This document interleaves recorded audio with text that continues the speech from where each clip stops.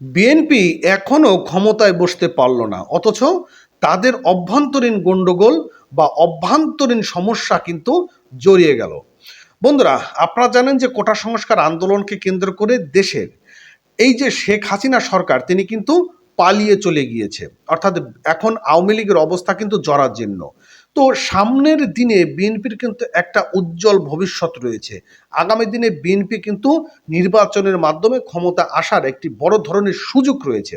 কিন্তু তারা ক্ষমতা আসার আগেই তাদের যে অভ্যন্তরীণ কোন্দল, যেটা কিন্তু মানুষকে হতাশ করেছে।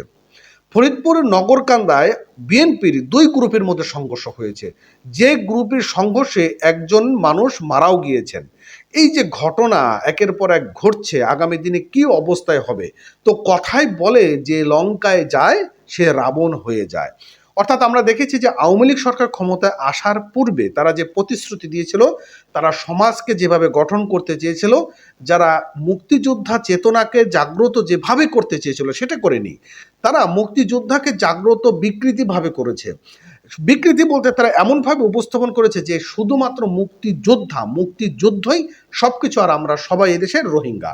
তো এই যে কয়েকটা বিষয় এবং শেখ হাসিনা যে কয়েকটি প্রতিশ্রুতি দিয়েছিলেন, সেই প্রতিশ্রুতিগুলো মানুষের সেভাবে কাজে আসেনি। বরঞ্চ আওয়ামী লীগের মধ্যে কোন্দল, আওয়ামী লীগের সন্ত্রাসী, চাঁদাবাজি, মানি লন্ডারিং, নানান অসঙ্গতির কারণে মানুষ বিরক্ত হয়ে গিয়েছে, মানুষ তার ভোট অধিকার নিতে পারেনি। এই যে সমস্যা, এই সমস্যার কারণে কিন্তু আজ আওয়ামী লীগ ছন্নছাড়া হয়ে গেছে এবং তাদের যে নেত্রী, তিনি কিন্তু দেশ ছাড়া হয়ে গেছে।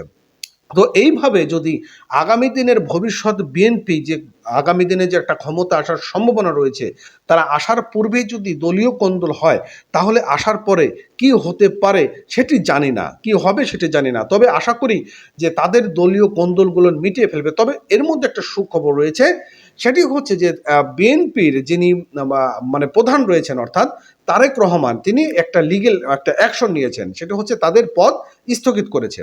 তো এখন তাদের পথ স্থগিত করেছেন, এখন তারা ক্ষমতায় নেই, হয়তো দু একটি ভালো কাজ দেখিয়ে যাবে, কিন্তু এই ভালো কাজগুলো যদি আগামী দিনেও দেখাতে পারে তাহলে কোনো সমস্যা নেই। তো আজকের পত্রিকা এরকম একটি নিউজ প্রকাশ করেছে, শুধু আজকে আপনাদের সঙ্গে একটু শেয়ার করছি বিষয়টি। বিএনপির সাংগঠনিক সম্পাদক শামা ওবায়দ, কৃষক দলের সাধারণ সম্পাদক শহীদুল ইসলাম বাবলুল দলীয় মানে একটা কোন্দল রয়েছে এবং বিএনপি কেন্দ্রীয় দপ্তর সূত্র থেকে জানা গিয়েছে যে এই দুই নেতার বিরুদ্ধে দলীয় শৃঙ্খলা ভঙ্গের অভিযোগ আনা হয়েছে।